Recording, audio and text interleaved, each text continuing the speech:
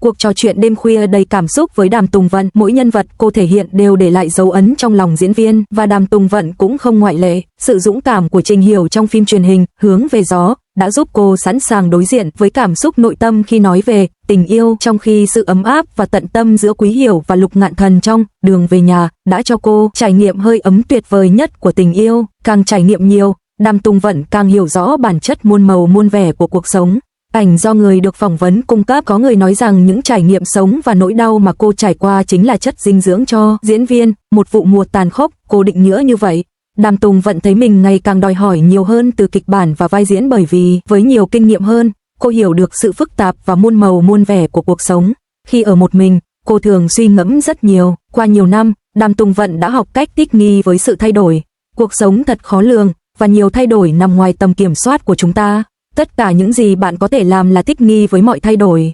Cô tin rằng sống là tìm kiếm sự thoải mái, tìm kiếm con đường phù hợp với mình, và cuối cùng là hòa hợp với chính mình và thế giới sau khi đã hoàn toàn thích nghi với những thay đổi này. Về sau Đường về nhà sau, cô đồng tình với lời phê bình về khuôn mặt trẻ trung, nhưng sẽ không để nó giới hạn mình. Ngày nay, không có nhiều nữ diễn viên trên 30 tuổi có thể thể hiện vai học sinh trung học một cách thuyết phục, và Đàm Tùng Vận chắc chắn là một trong những người xuất sắc nhất.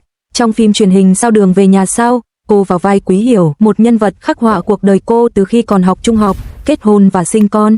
Những cảnh thời trung học là một phần quan trọng của bộ phim. Đàm Tùng Vận cười nói rằng vì câu chuyện thời trung học quá trọn vẹn nên cô không cảm thấy áp lực sau khi nhập tâm vào vai diễn. Giờ đây, tôi cảm thấy mình không muốn đóng vai này nữa vì tôi đã cố gắng hết sức rồi. Nhưng tôi không ngờ rằng vai diễn sau này của tôi trong Sao Tạm Biệt Lý Khả Lạc sau cũng là một học sinh trung học, và tất nhiên Lý Khả Lạc thực sự khiến tôi xúc động. Đàm Tùng Vận mỉm cười nói, dù đã ngoài 30, nhưng vai diễn thời trung học của Quý Hiểu trong Đường về nhà của Đàm Tùng Vận lại vô cùng tự nhiên. Ảnh do người được phỏng vấn cung cấp nói về nỗ lực của mình khi vào vai Quý Hiểu thời trung học. Đàm Tùng Vận cho biết đó là việc hoàn toàn lột tả bản thân, nhập tâm vào nhân vật và đắm chìm vào những cảm xúc tuổi mới lớn của Quý Hiểu. Chỉ cần diễn xuất tự nhiên, bản thân mình có thể tin tưởng và khán giả cũng có thể tin tưởng thì không có vấn đề gì cả. Bên cạnh khả năng diễn xuất, sự yêu thích của khán giả dành cho những cảnh quay thời trung học của Đàm Tùng Vận còn đến từ ngoại hình trẻ trung của cô. Vì vậy, nhiều cư dân mạng gọi cô là mặt baby, một nhận định mà Đàm Tùng Vận không phủ nhận. Đúng vậy, vẻ ngoài mũm mĩm khiến tôi trông hơi trẻ con.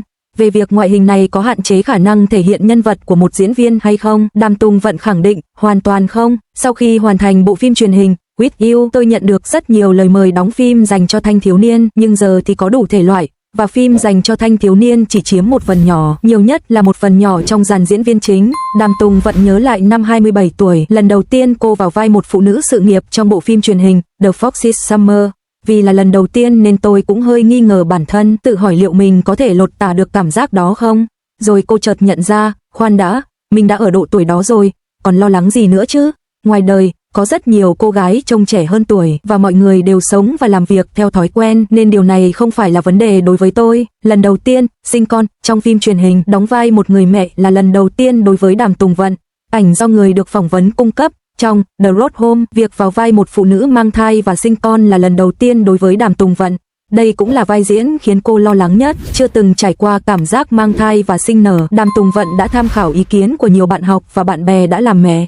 Một số người nói với tôi rằng cần phải đợi đến khi cơn đau đạt đến một ngưỡng nhất định mới được gây mê, nhưng cơn đau của bạn tôi tăng quá nhanh, và cô ấy đã bỏ lỡ thời gian gây mê.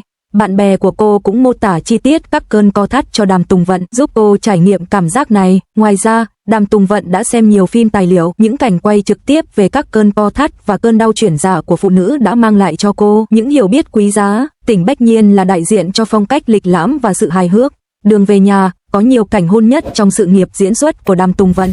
Cảnh đáng nhớ nhất của Tan Tùng Vân là nụ hôn giữa Quý Hiểu và Lục Ngạn Thần, do Tỉnh Bách Nhiên thủ vai trong Lều Hút, một cảnh nổi tiếng trong tiểu thuyết gốc. Đường về nhà là lần hợp tác thứ hai của Đàm Tùng Vận với Tỉnh Bách Nhiên. Tỉnh Bách Nhiên cho biết cô nợ ánh sáng và quay phim bầu không khí độc đáo trong các cảnh quay. Nhiệm vụ của cô là nhập tâm vào nhân vật Quý Hiểu và cảm nhận sự kết nối cảm xúc. Đàm Tùng Vận và Tỉnh Bách Nhiên trước đây đã từng hợp tác trong bộ phim Sao yêu Âu hay Âu sao, nhưng họ chưa từng có cảnh quay chung nào. Đàm Tùng Vận luôn coi Tỉnh Bách Nhiên là một người đàn ông lịch lãm và hài hước.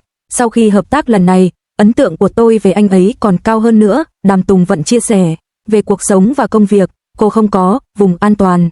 Đàm Tùng Vận là một người cực kỳ giản dị trong cuộc sống cá nhân. Cô chia sẻ rằng mình đã như vậy từ thời sinh viên.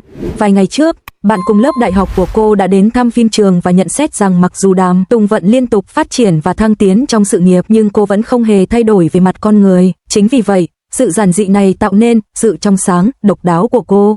Cô nói rằng cô thích trạng thái hiện tại của mình vì cô có thể tìm thấy niềm vui trong cuộc sống khi nghỉ ngơi sau giờ làm việc, nhưng đó không hẳn là bước vào vùng an toàn, bởi vì trong công việc, mỗi khi nhận vai mới, tôi đều phải chuẩn bị thật kỹ lưỡng, những khoảnh khắc đứng trước ống kính chẳng hề dễ chịu chút nào.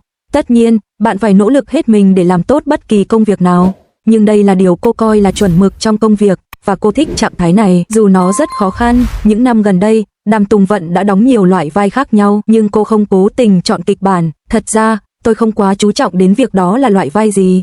Ví dụ, nếu tôi đóng vai phản diện hay một nữ doanh nhân, miễn là cốt truyện hấp dẫn và tôi thích nhân vật đó, tôi sẽ muốn thử sức.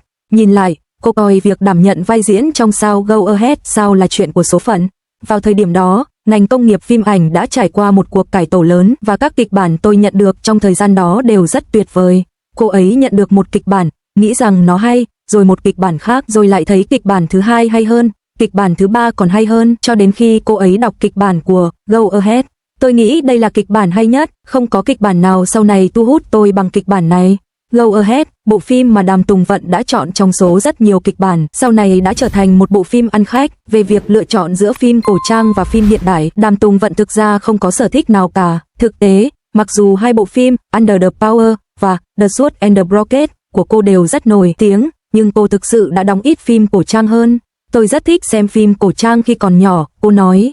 Tuy nhiên, từ góc nhìn của một diễn viên, phim cổ trang lại xa rời cuộc sống thực tế hơn.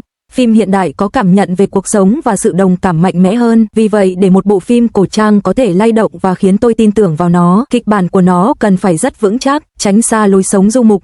Cô cần một ngôi nhà ở bất cứ nơi nào cô đến.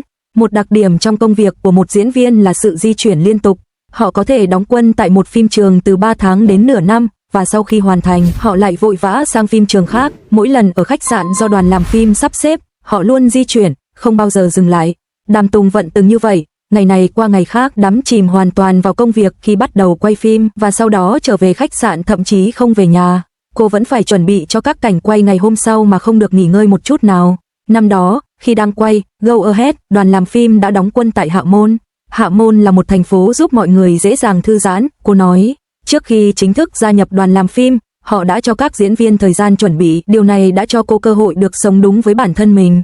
Hít thở làn gió biển và ngắm nhìn những con phố xanh mướt, Đàm Tùng Vận đã có một trải nghiệm khác biệt. Vì vậy, cô bắt đầu thêm cây xanh vào phòng khách sạn của mình, 1 chậu cây, 2 chậu cây, 3 chậu cây. Dần dần, những thay đổi nhỏ này đã khiến cô cảm thấy như ở nhà trong nơi ở tạm thời này và cho phép cô trải nghiệm cảm giác thư giãn chưa từng có. Vì nhân vật Lý Kiến Kiến trong phim là một nghệ nhân chạm khắc gỗ, Đàm Tùng Vận bắt đầu học chạm khắc gỗ và hội họa. Cô đặt một giá vẽ trong phòng và vẽ bất cứ khi nào rảnh rỗi. Cô nhanh chóng thư giãn và bình tĩnh lại, điều đó rất có tác dụng trị liệu. Là một diễn viên lâu năm, Đàm Tùng Vận đã hình thành thói quen trang trí bất cứ nơi nào cô đến để tạo cảm giác nhà. Ảnh do người được phỏng vấn cung cấp. Vào thời điểm đó, cuối cùng cô cũng tìm thấy một cuộc sống riêng giữa công việc bận rộn. Lúc này, gần nửa đêm, Đàm Tùng Vận, sau một ngày dài làm việc, lái xe nửa tiếng trở về phòng khách sạn. Cô đã biến nó thành không gian nhỏ của riêng mình, một chiếc loa lớn, một tấm rèm nhỏ treo đầy những lời động viên, vài chậu cây nhỏ và những chiếc khăn xếp chồng lên nhau trên bồn rửa mặt, bên trên là đồ vệ sinh cá nhân. Đây không còn chỉ là một phòng khách sạn đơn thuần nữa, đó là nhà của cô. Nỗi đau của cuộc sống, dù tàn khốc, cũng là một lợi ích. Có người nói rằng những trải nghiệm cuộc sống và nỗi đau mà người ta gặp phải là một dạng tài sản đối với diễn viên. Đàm Tùng Vận đồng tình, nói rằng tuy tàn khốc nhưng không thể phủ nhận đó là một sự hưởng thụ tàn khốc. Con người được thúc đẩy để trưởng thành và khả năng thấu hiểu và đồng cảm của họ cũng được tăng cường. Bạn có thể cảm nhận được sự phức tạp của con người. Ví dụ, trong Đường về nhà, cô vào vai Quý Hiểu, một nhân viên ngân hàng đầu tư xuất sắc. Trong công việc, cô phải quyết đoán, hiệu quả, thông minh và nguyên tắc. Nhưng khi ở bên bạn trai và bạn thân, cô lại là một con người hoàn toàn khác. Tôi luôn cảm thấy con người có nhiều mặt. Ví dụ, một cảnh sát rất tỉ mỉ và nghiêm túc trong công việc, nhưng khi anh ta thư giãn trong cuộc sống, anh ta chỉ là một người rất bình thường. Khi trở lại làm việc, anh ta ngay lập tức trở nên rất tập trung. Cách đây không lâu, đĩa đơn gốc thứ 2 của Đàm Tùng Vận, An, đã được phát hành. Bối cảnh sáng tác của đĩa đơn này đến từ những suy ngẫm của cô sau một ngày làm việc. Ảnh do người được phỏng vấn cung cấp, đầu tháng 3, đĩa đơn gốc thứ 2 của Đàm Tùng Vận An được phát hành, một ngọn đèn, một người, mở cửa sổ ngắm sao. Nỗi cô đơn được truyền tải trong bài hát đã chạm đến trái tim nhiều người. Đó là sau một ngày làm việc mệt mỏi, khách sạn được trang trí bằng gỗ và có một cửa sổ rất lớn, đó là cảm giác mà cô ấy yêu thích. Đàm Tùng Vận ngồi trên ghế sofa, nhìn ra ngoài cửa sổ và những suy nghĩ của cô ấy bỗng chốc trôi đi. Trong không gian riêng tư, cô ấy suy ngẫm về những suy nghĩ của mình và viết chúng ra như một cuốn nhật ký, từ đó tạo nên bài thơ Hòa Bình. Mất khoảng 2 tiếng để hoàn thành, cô nói, vì tôi đã xem giờ sau khi hoàn thành và lúc đó đúng nửa đêm. Cô đặt tên bài hát là Hòa Bình bởi vì từ này gợi lên cảm giác an toàn, hòa bình, ổn định, yên bình và một cảm giác an ủi. Đó là một từ rất chữa lành. Nói về chữa lành, Đàm Tùng Vận dường như là một phương tiện chữa lành, đặc biệt là trong cuộc trò chuyện đêm khuya này. Giọng nói, tông giọng và nhịp điệu nói của cô ấy tạo nên một bầu không khí thoải mái và thư giãn. Những người xung quanh Đàm Tùng Vận thường nói rằng họ cảm thấy cô ấy sở hữu một nguồn năng lượng chữa lành khi ở bên. Tất nhiên, cô ấy cũng có những lúc lo lắng. Ví dụ, nhiều bạn học và bạn bè của cô ấy đã kết hôn và có con, và họ khuyên cô ấy không nên bỏ lỡ độ tuổi lý tưởng để sinh con. Khi còn trẻ, Đàm Tùng Vận đã lên kế hoạch cho cuộc đời mình, kết hôn ở tuổi 27 và sinh con ở tuổi 30.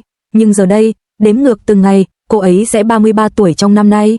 Tôi khá lo lắng vào thời điểm này, tôi vẫn chưa có bạn trai, kết hôn và sinh con là những chuyện lớn, và tôi cần gặp đúng người trước. Ngoài ra, tôi không có bất kỳ lo lắng nào.